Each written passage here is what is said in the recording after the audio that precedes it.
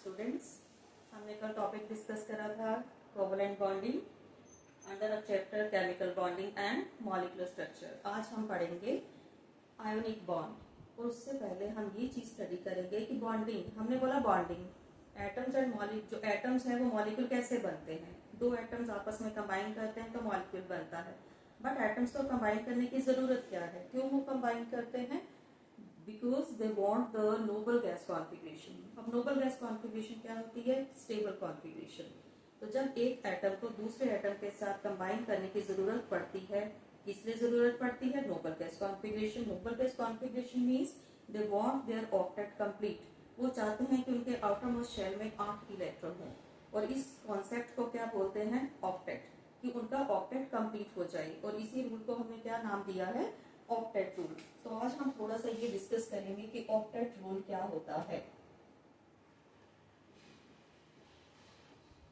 It is the tendency of an atom to get noble gas configuration in the outermost shell, either by losing the electrons और by gaining the electron. कोई भी atom या तो अपने electron lose करता है या electrons gain करता है, so as to get 8 electrons in the valence shell is called octet rule, and this is the cause of bonding. Bonding क्या है? Attraction between the two atoms. दो एटम्स को stable होना है, तो इसलिए या तो एक को लूज करने पड़ेंगे इलेक्ट्रॉन्स और एक को गेन करने पड़ेंगे ताकि वो नोबल गैस कॉन्फिग्रेशन अचीव कर सके। सो this is called octet rule. अब क्या हम ये मान के चलें कि जिनका ऑक्टेट कंप्लीट होता है वही मॉलिक्यूल्स और वही कंपाउंड स्टेबल होते हैं?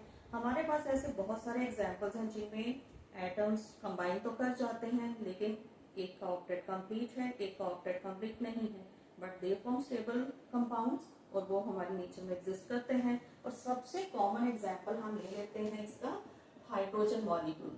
सभी ने पढ़ा है हाइड्रोजन मॉलिक्यूल H2 के बारे में, सभी ने सुना है। हाइड्रोजन गैस हमारे एटमॉस्फेयर में एग्जिस्ट करती है।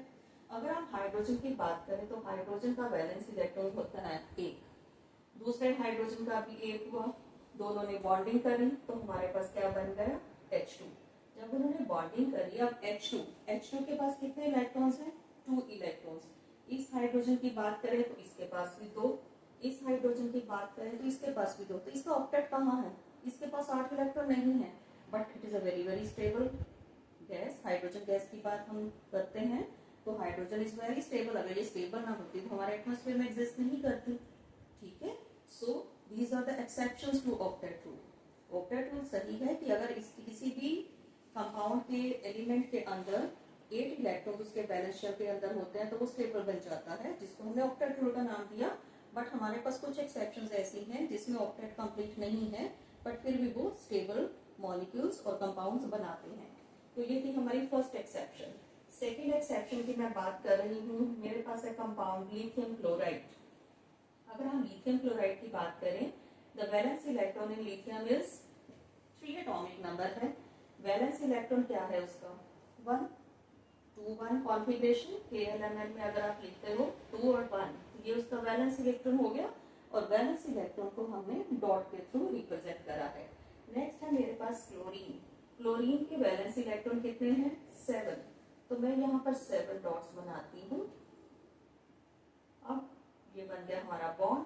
क्लोरीन के वैलेंस इलेक्ट्रॉन 7 थे, जब इसने बॉन्ड बनाया नो इट गेट 8। इसका तो ऑक्टेट हो गया कंप्लीट। तो क्लोरीन तो हमारा ऑक्टेट रूल को ओबे कर रहा है।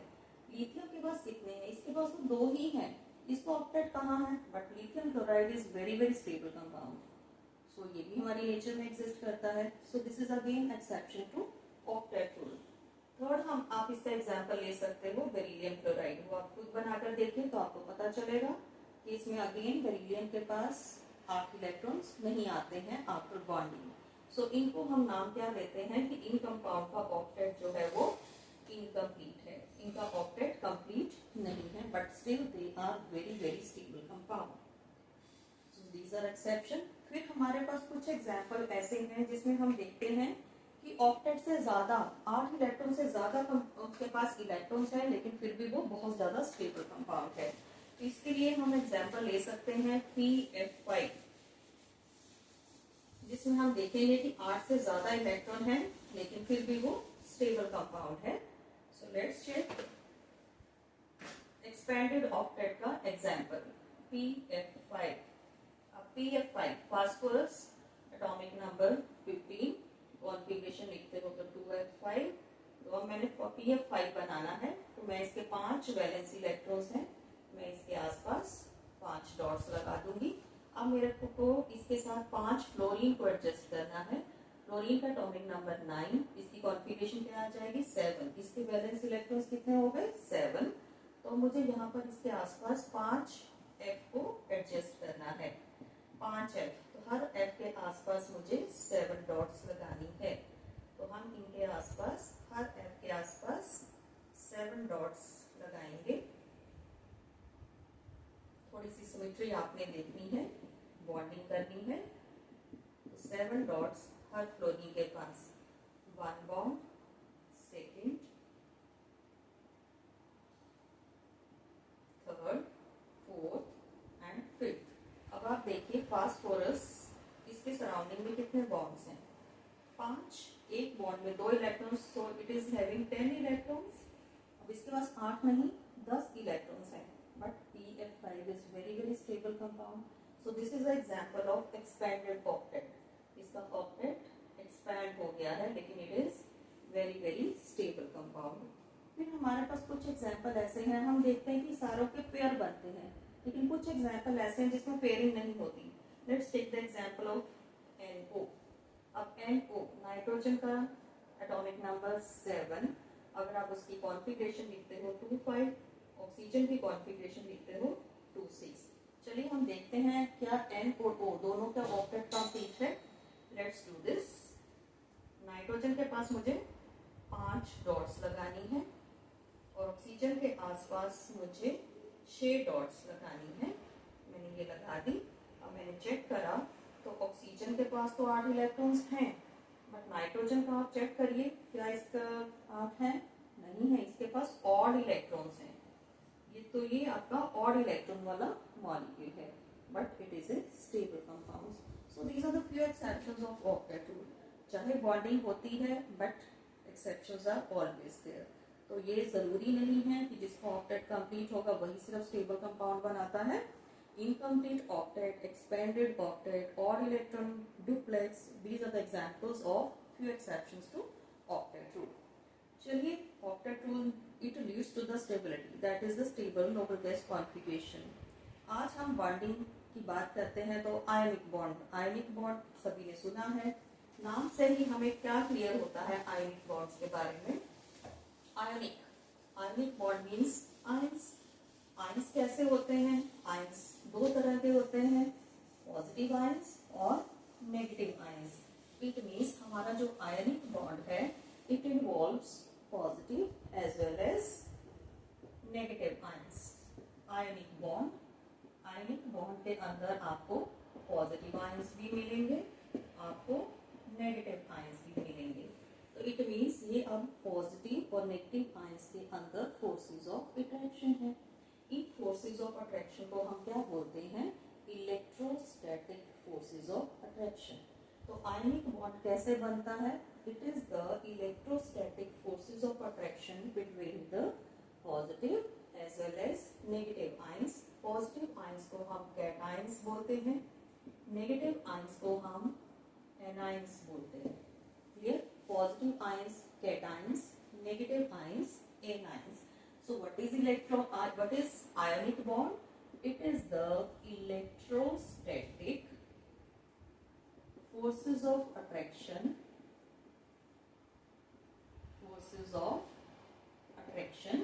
between the cations and anions which leads to the formation of stable compound. तो जो स्टेबल कंपाउंड आपका बनेगा उसमें आयंस नहीं रहेंगे, वो आपका न्यूट्रल होगा। सबसे इजीएस्ट एग्जांपल इसका है NaCl।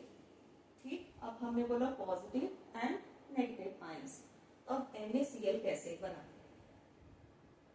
Sodium 11 atomic number, configuration 2 at 1, chlorine 17, configuration 2 at 7, sodium का वैलेंस इलेक्ट्रॉन 1, क्लोरीन का 7।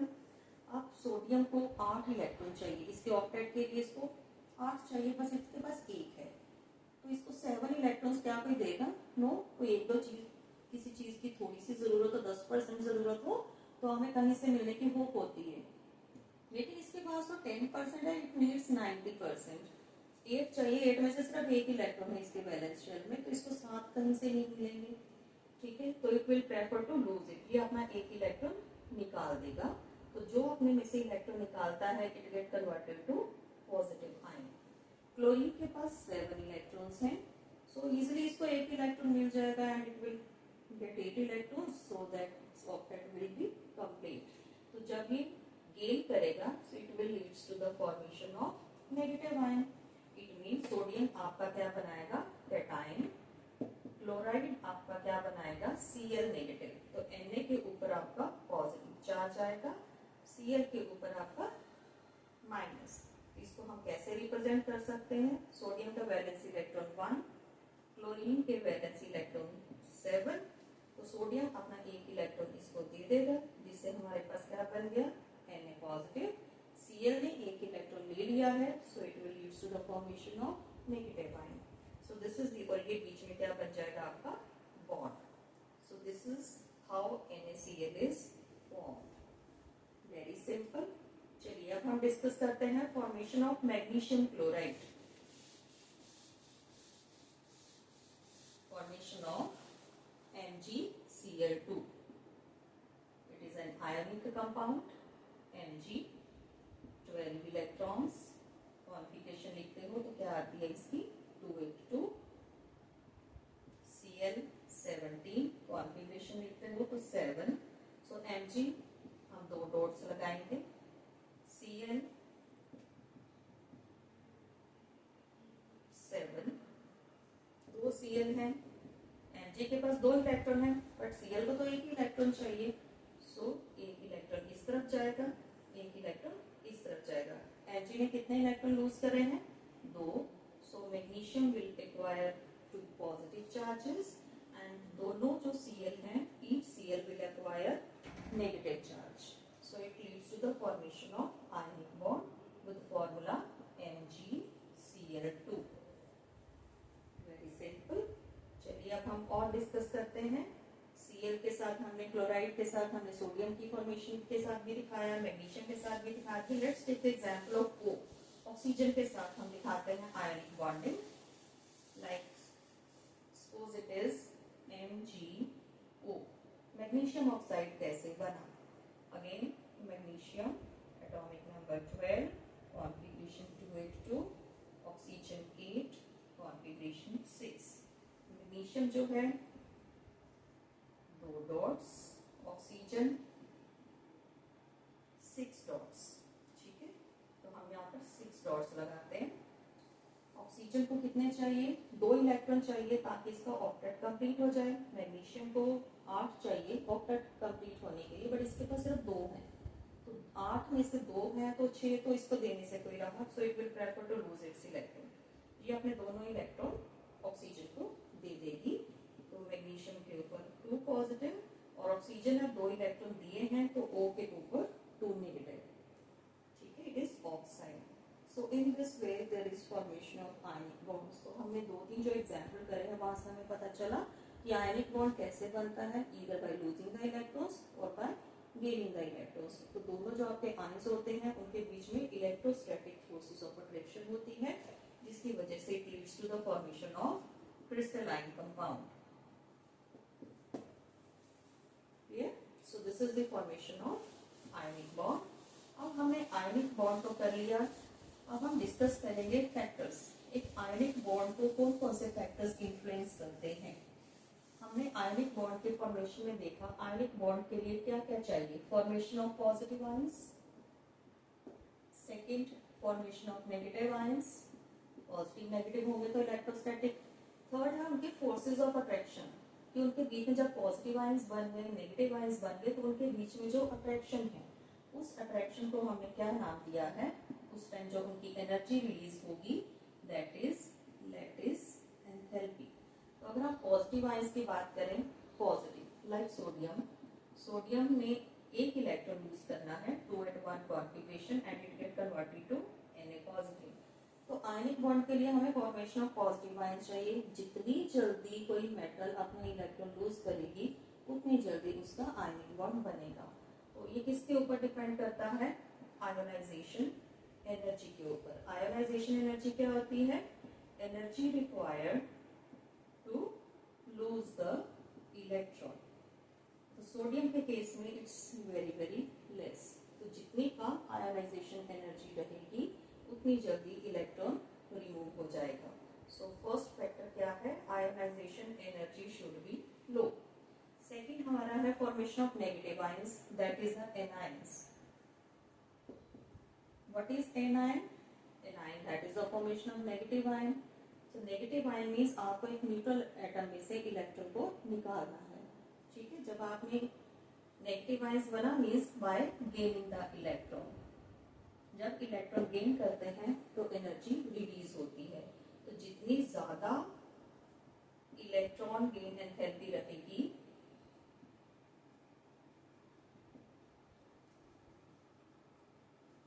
मोर will be the formation of ionic bond. Ionisation energy कम होगी तो बहुत जल्दी आयनिक बॉन्ड बनेगा। इलेक्ट्रॉन गेन एंथैल्पी हाई होगी तो बहुत जल्दी आयनिक बॉन्ड बनेगा। थर्ड है लैटिस एंथैल्पी। लैटिस एंथैल्पी क्या है? It is the energy released when positive and negative ions combine with each other. So more is the lattice enthalpy, more is lattice enthalpy, more easily ionic bond form. So these are the three factors which influence the formation of ionic bond. Ionic bond के लिए ionisation energy कम होनी चाहिए, electron gain enthalpy ज्यादा होनी चाहिए, lattice enthalpy ज्यादा होनी चाहिए। Ionization energy should be low, electron gain enthalpy should be high and lattice enthalpy should be high. So more easily will be the ionic bond formed. So these were the factors. Let's discuss the properties of ionic bond. Ionic bond की properties. आपने कभी अपने घर में salt use करते हो? क्योंकि हम जितनी बार भी ionic bond की बात करते हैं हम सोडियम का एग्जाम्पल लेते हैं। NaCl is a very simplest ionic compound. तो NaCl that is the salt which we eat. तो सभी ने अपने अपने घरों में नमक को तो कभी ना कभी हाथ लगाया होगा। कभी आपने नमक को टच करा है? NaCl salt which we eat. Salt को जब आप टच करते हो क्या ये पाउडर जैसा होता है या क्रिस्टल की फॉर्म में होता है? It is always in the form of crystal. तो फर्स्ट हमारी प्रॉपर्टी क्या है? आयनिक कंपाउंड अकर इन क्रिस्टलाइन फॉर्म। कोई भी आप आयनिक कंपाउंड को जब आप टच करते हो it occur in crystalline form. Second, ionic compounds have high melting point and boiling point. अब इनका मेल्टिंग पॉइंट हाई क्यों होता है? अब आयनिक bond is formed with the formation of positive and negative ions. तो दोनों जब ऑपोजिट चार्जेस के बीच में अट्रैक्शन होती है इट इज ऑलवेज हाई। तो अब इस स्ट्रॉन्ग बॉन्ड को जब आपने तोड़ना है तो इट नीड्स हाई एनर्जी। तो आपको बहुत ज्यादा टेम्परेचर देना पड़ेगा तो कहीं जाकर इनके बॉन्ड टूटेंगे। सो आयनिक बॉन्ड्स का मेल्टिंग एंड बॉइलिंग पॉइंट जो है वो हाई रहता है।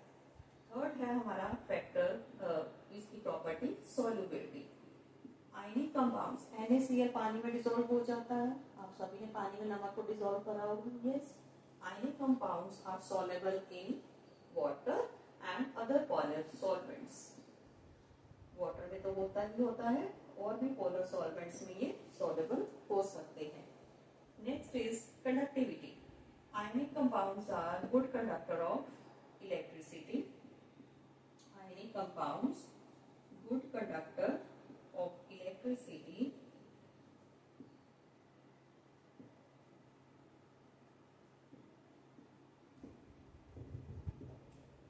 in aqueous form or in molten form। अगर आपके पास NaCl है, ड्राई NaCl है, आप उसमें इलेक्ट्रिसिटी कंडक्ट करते हो तो आप देखते हो इलेक्ट्रिसिटी पास नहीं होगी। लेकिन अगर आप उसमें थोड़ा सा लिक्विड डाल देते हो, वाटर डाल दिया या मोल्टन थोड़ा सा उसको सेमी फॉर्म में कर दिया तो आप देखते हो कि उसमें से इलेक्ट्रिसिटी पास होती है। बिकॉज जब आप उसको लिक्विड या मोल्टन फॉर्म में लेते हो उसके आयंस की मूवमेंट शुरू हो जाती है। Movement of ions takes place and movement of ions compounds are good conductor of electricity either in soluble form, either in liquid form or in molten form. So these are the few important properties of ionic compounds. तो आज की video में हमने क्या क्या पढ़ा है? हमने ऑक्टेट रूल स्टडी करा, जिसमें हमें ये पता चला कि कोई भी एटम एक दूसरे के साथ कंबाइन करते हैं so as to get their octet complete और to get the local gas configuration. Then हमने पढ़ा ionic bond. Ionic bond is the formation of ions, that is a positive and negative ions. उन दोनों के बीच में जब अट्रैक्शन होती है तो उसको हम आयनिक बॉन्ड बोलते हैं. Then we have done few examples, then factors, and then last we have studied the properties of ionic bond. So it's very simple. आप ionic bond formation के examples कुछ खुद भी कर सकते हो. Like suppose आप बनाइए ionic formation of ionic bond in CaCl2. Then you can do the formation of ionic bond in CaO and one more in AlCl3. So आप इसको अपना homework समझिए, आप इसको try करिए. अगर कुछ प्रॉब्लम आती है तो आप कमेंट करिए, I will reply. Thank you.